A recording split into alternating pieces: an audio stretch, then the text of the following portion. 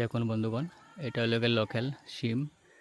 আর অনেক সুন্দর শিমে ফুল ধরেছে, মুকুলও চলে এসেছে। এখানে অনেক সুন্দর শিম ক্ষেত। দেখুন বন্ধুগণ, একদম ন্যাচারালি আছে। এটা আমাদের বাসায় অনেক সুন্দর শিম ধরে নিয়েছে গাছে। দেখুন, দারুণ লেগেছে বন্ধুগণ দেখতে। অনেক অনেক সুন্দর শিম গাছটা।